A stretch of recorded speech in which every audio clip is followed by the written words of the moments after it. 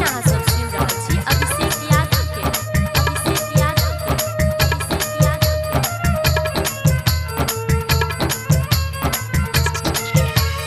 Music by DJ Umesh Shukipur बाजार।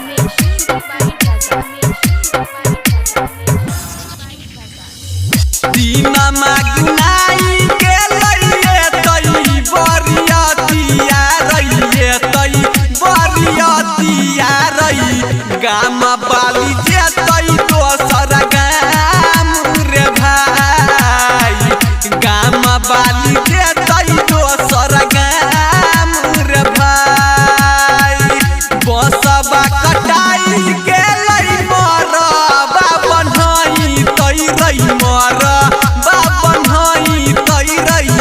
गाम बाली जे तई दोसर गाम रे भाई गाम बाली जे तई दोसर गाम रे भाई।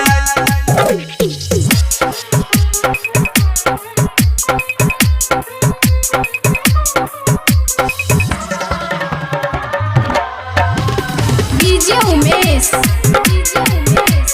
सुखीपुर बाजार।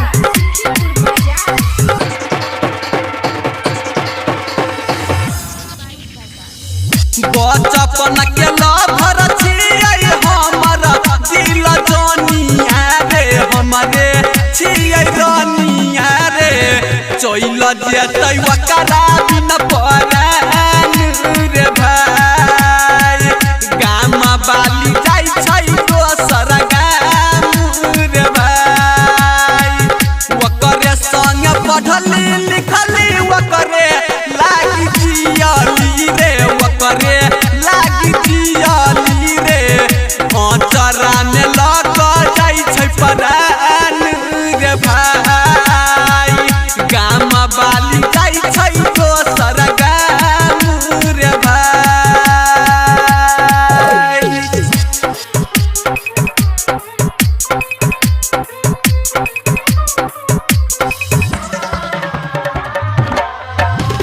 डीजे उमेश सुखीपुर बाजार।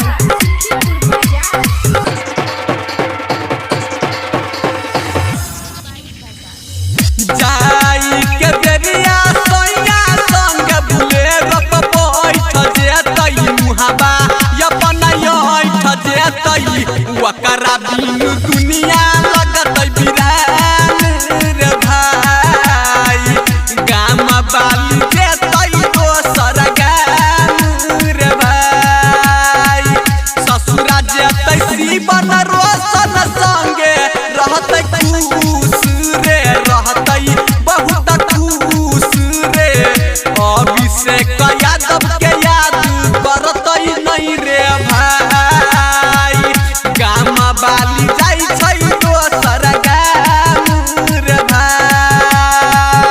Recording by Jitendra entertainment Janakpur Dham Nepal.